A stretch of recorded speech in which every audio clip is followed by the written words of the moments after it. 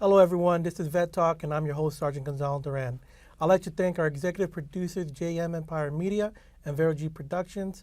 Today's sponsor is Fashion Has Heart, and today's honored guest is Jonathan David Rinaldi. Jonathan, thank you for being here today. Thanks for having me. So, tell us what you're doing here.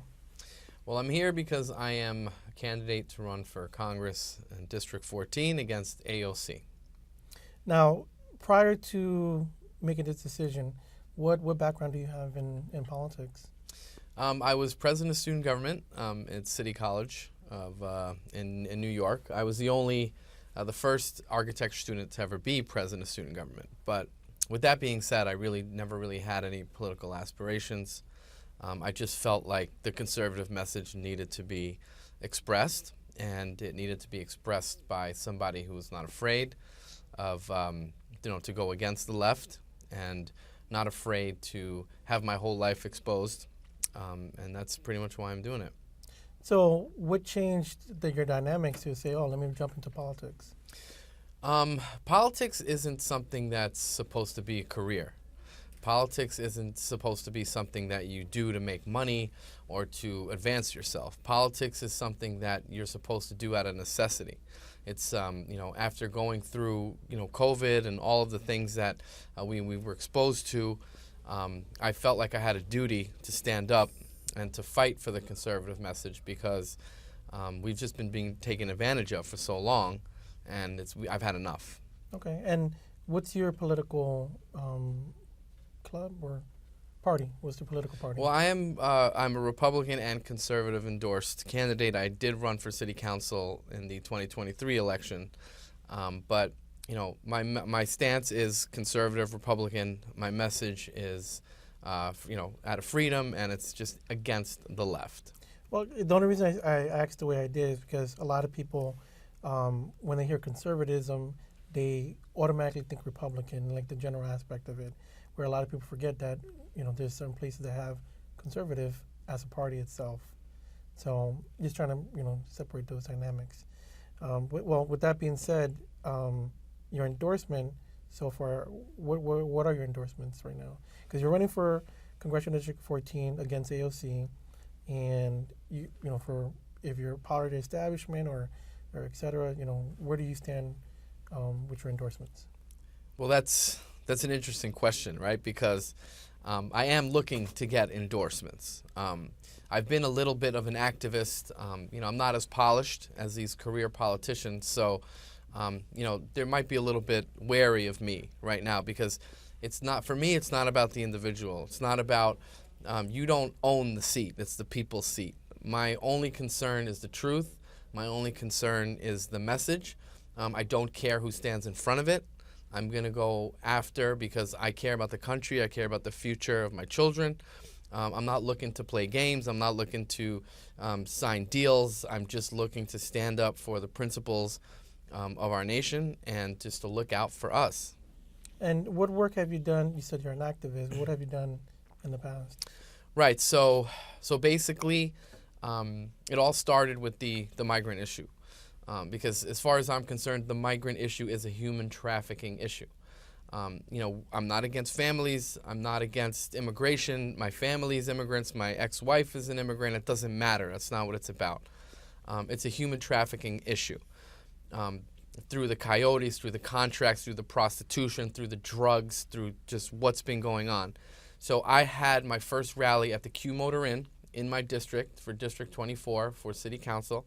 I actually got the attorney for the hotels to say that they weren't going to bring the migrants to that hotel. So even as a candidate, I was able to stop the migrants from being brought into that hotel through ridiculous deals that Mayor Adams and Brad Lander were signing.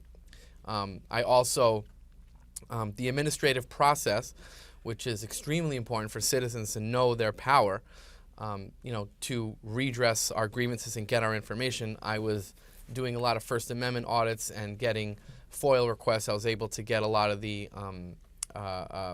oaths of office for all the sitting queens, electeds, and I just like to show up, and I like to interfere with the press conferences that go on throughout the city, because it seems like the messaging is always one-sided. So I like to make sure that I inject the conservative message every chance I get.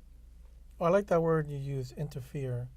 I'm going to use that on somewhere one day, either a writer or television myself. But just to step back a little bit, this is so you did city council last year. Mm-hmm. You're running for Congress this year. What did you learn different since you're a new politician, sort of?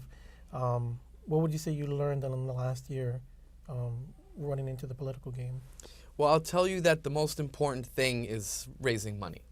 Fundraising is the most important thing if you want to be taken seriously, okay? Knocking on the doors, getting people to know you're there. It takes a long time. You have to get involved with the political organizations. You have to get involved in the churches. People have to know your name. You have to be involved in the community. It just takes time to get known as someone that's in the community. But one of the things that I've learned is that you're not going to be taken seriously unless you raise money, and you have to get your signatures impeccable so that they can't be challenged when you submit them to the Board of Elections. That I do know, but a lot of people, I don't know if you faced this. When I first got into learning and understanding politics, I seen some really crooked things at the same time. Let's say certain parties going after people's signatures just to go after them regardless, just to not have any competition in there. Would you say you've seen some of that going on, or what's your impression? Well, I do know that the signature process is has to be really meticulous, because what people do, and I know that people do this, is if you there's plants, right? Because, you're standing up for a certain ideology that a lot of people just aren't for.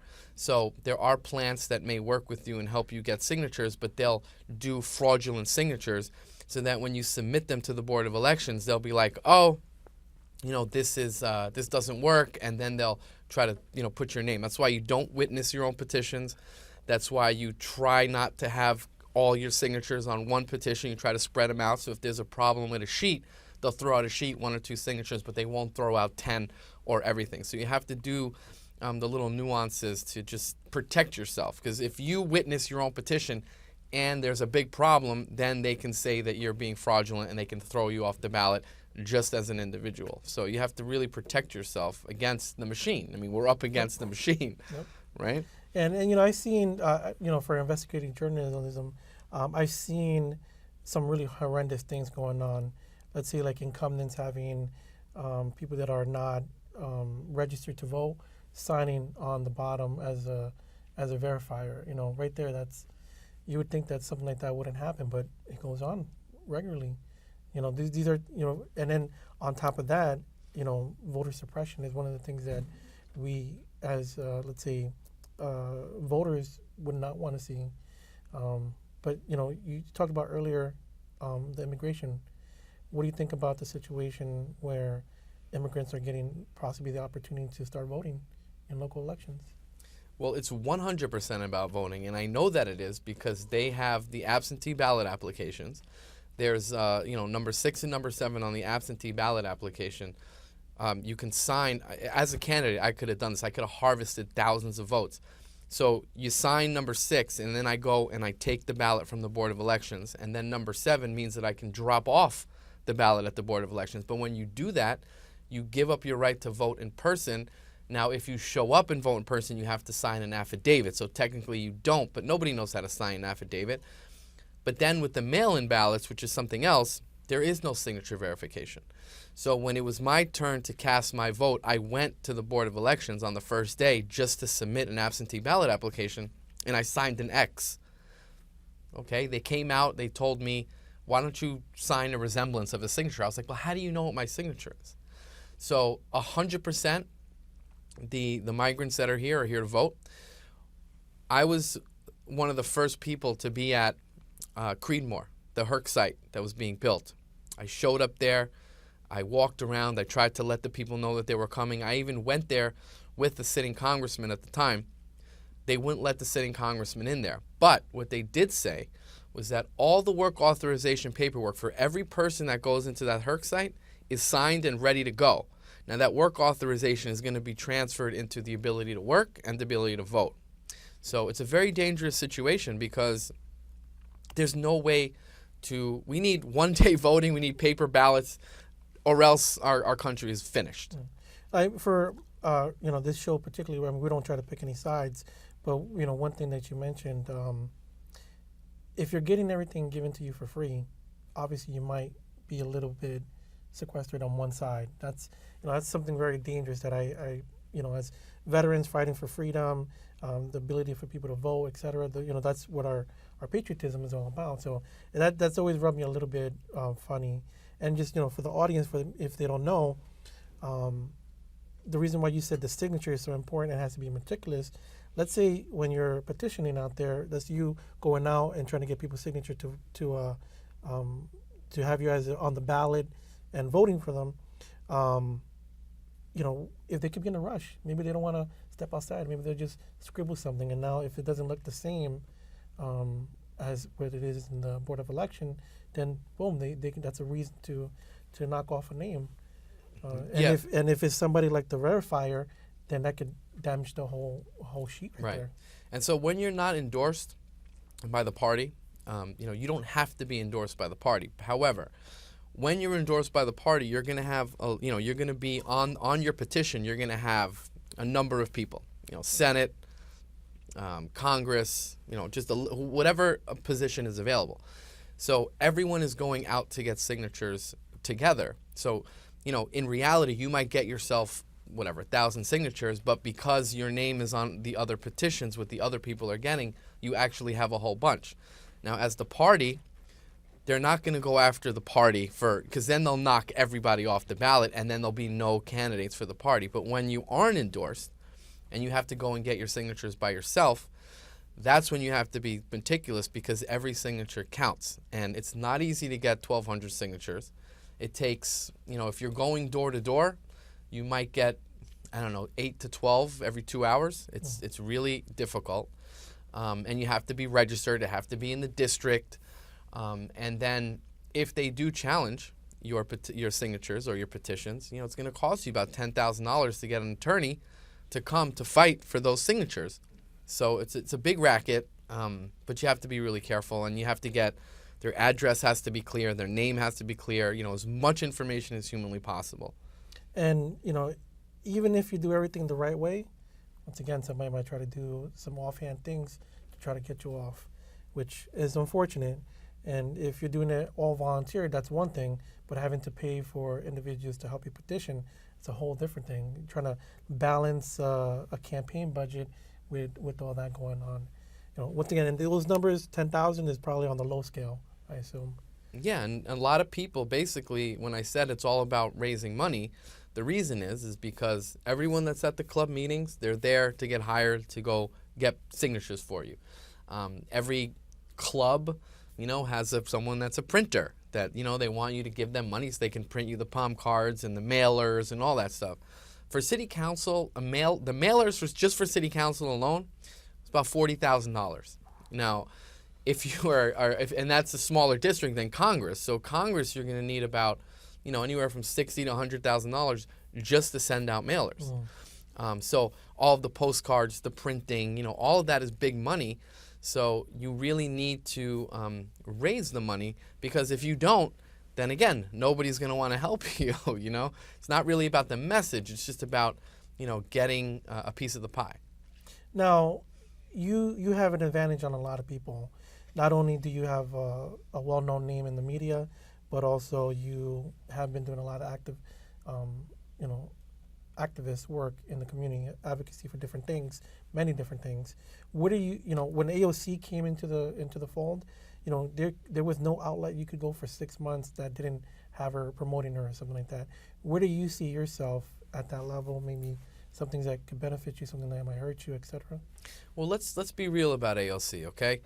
I can go door to door and get $20, right? I might be able to raise $10,000, $20,000. She has millions and millions of dollars in her account. That's not grassroots. That's coming from, that's coming from the left. That's coming from the machine, okay? She doesn't go out there and campaign. She doesn't knock on doors. She just showed up. She put her name in there, and she's there, and she wins. The reason why I'm running against her and not anybody else is because, we all have to understand our strength. We all have to understand what our brand of politics is. There are people that are better involved in the community. There are people that are better leaders. I found that I have the ability to get noticed and get covered in the media a lot. So I feel like if I can get on the ballot, I'll get a bunch of coverage, and then I can go toe-to-toe with her because the media will pick me up. So that's the reason why I'm running for her seat. And I feel like I have a better shot than going against, let's say, Meeks in the Rockaways or Grace Meng in District 6. I just have a better shot at AOC because I'll be able to fundraise more and I'll be able to get the exposure.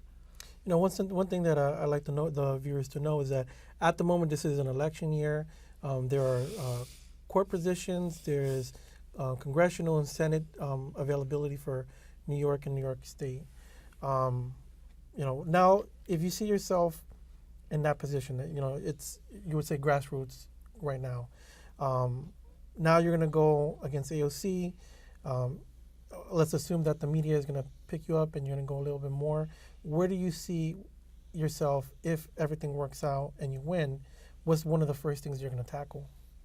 Well, the first thing that I want to tackle, to be quite honest, is just get the vernacular, get the language of the conservative message, get that in print, okay? Because I stand for the unvaccinated, okay? I stand for just freedom. I stand for local government, the power of the people, the administrative process, the FOIL request, transparency, fiscal responsibility, cutting a lot of the budget, just slicing it in half, just getting rid of it. It doesn't matter.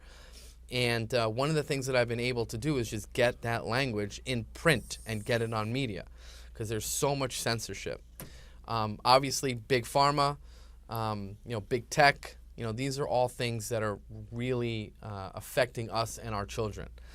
So I really want to go after those most importantly, and at the same time, just try to see if there's a way to just, insert our message to just cut the budget, like just make us fiscally responsible. What would be one thing that you would want to cut, like, for example, that we could talk about right now? Well, I am a bit of an interventionalist. I feel like through the Hegelian dialectic, through false flags, through all of these things, they create, we just went through the Middle East. We just left billions and billions of dollars of equipment in Afghanistan. And now we're gonna have a fight with the Palestinians and the Israelis.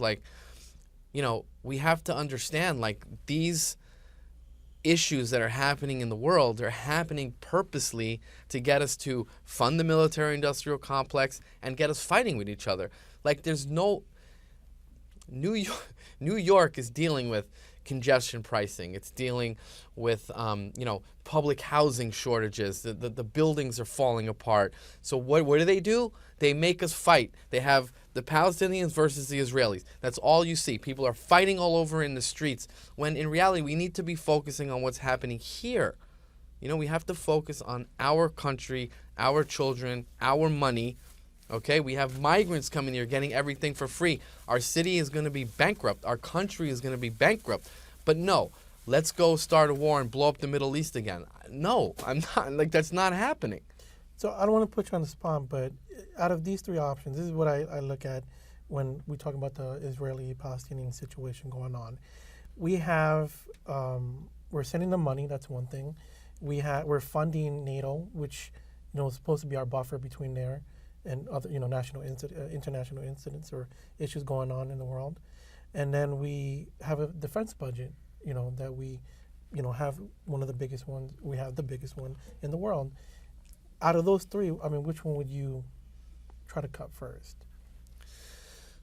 Well, I'll tell you what I want to fund first, really, because I don't like the fact that we have foreign nationals coming in here getting everything for free. I know that they were kicking out veterans. They were kicking out homeless from these shelters. How is it that we have money to pay foreign nationals everything for free. First of all, the veterans need to be taken care of. Paid. We have the money. They should get free rent, free medicine, best, top of the line, Emblem Health, everything for free. We're not going to complain about that. Okay, that's the first thing. Okay, just take care of them all. Everybody should get the best because we so-called have the money to give it to foreign nationals. No, let's do that first. So that's what we need to really focus on. And then look, we don't need to be sending money overseas. We're sending $220 million a day to Ukraine. Okay, for what? For what? So that we can use that as a proxy to go, start wars in Europe. Like, there's no way for the accounting for all of this money to be accounted for. Like, we're sending pallets of cash. Obama sent billions to Iran. Right? I mean, where's all this money going? Who's getting it? Where did the weapons go? Where did the money go? Right. Did it reach the destination that it was supposed to? Those are things that are all up in the air even till to this day. We need to fix public housing. NYCHA is funded by the federal government. They have this ridiculous scheme to put all the illegals on Section 8. Like, no. My plan, what I would love to do is to put a school right in NYCHA, right in there, and teach all of the kids that live there, union plumbing, union electrician. Let's start a construction division because right now they just have handymen. So let's train our people to become union employees so that they can then work and fix their public housing and they have a connection to it. We can't just kick everyone out, fix it through public funds, give the Section 8 application process. We're not getting it. Mm-hmm. Veterans aren't getting it. They're going to give it to the illegals. They're going to give them everything for free, and all the public housing is going to be filled with these foreign nationals that are going to vote Democrat in perpetuity, and, our country's over. Yeah, just for the viewers who may not be in New York City or one of the other major cities in the United States, New York City had a situation where they literally kicked out veterans from a housing facility to put the undocumented individuals in there, and it wasn't like a notice or anything. It was like quick and hurry, it was horrendous. And I, as an advocate for veteran housing, we under Devil Dog USA, we've done our best to try to say, look, these are new housing being built. We would like to see veterans, being proportionated to them as well. You hit on a topic where the school situation, there's a lot of children that are going into these school systems and they're not being, there's no buffer into it. Like, they're just going straight into the school system. Vaccinations are questionable, and then the teacher's classroom. Those things are, and they can't do anything. They can't say no, stop it. It just, hey, this is the new, and I'm not, for lack of better words, this is the new shipment coming in right now, and it's, I don't even know where to start. Well, there's 85,000 that we know of missing children that are just coming across the border, missing, right? Like, what happened to them? If you go to the hotel, specifically the one on Par Central, the one that was in the district that I was running, it's full of children. Okay, we don't know who their parents are, right? There's no way to figure out, who they are, who they're with, and they're going into the schools. We just had COVID. Like, they forced people to get vaccinated. It's not even a shot. It's not even a vaccination. It's an mRNA experimental injection that goes against the Nuremberg Code. They made families do that. That's going to affect their health, their fertility. Okay, I know there's turbo cancers. I know people that got the shot that are sick. And then they let people come in here, and then they don't have to prove anything. They have with the Border Patrol app, they can board an airplane. They get free tickets. Okay, I get pulled over, right? We get the book thrown at us. I got pulled over by running a stop sign, supposedly at 2:00 in the morning, right? We get the book thrown at us. Suspended license, insurance goes up, everything. These foreign nationals that are here, they have unregistered vehicles. They can get into an accident, hit and run. I actually witnessed a hit and run in front of me. I followed the guy to his house, okay? Called the cops while I was following him through the neighborhood. They never showed up. Finally, they showed up, didn't ask him for license and registration, and just let him go back into his apartment. This is the kind of stuff that we're dealing with. And what you touched on is Department of Homeless Services was paying $150 a day, a night for veterans, for homeless to be housed. Brad Lander and Mayor Adams decided, let's cut a deal with these hotels. Because I have the transcripts of the Committee of Contracts. I know that they had not-for-profits looking for places for these people to live like at least a year ago. So they knew they were coming. So this wasn't just sprung on them. So what they did is they made a deal with the hotels for full occupancy, right? Full occupancy. Well, since we kind of hit on this earlier, we're just going to leave it at that for now. But for the viewers that want to be able to help contribute to your campaign, either by volunteer or funds, how would they go about reaching out to you? Well, you can go to JDR for NYC. That's JDRFORNYC.com. There's a contribute button. You can look at my Instagram, JDRFORNYC.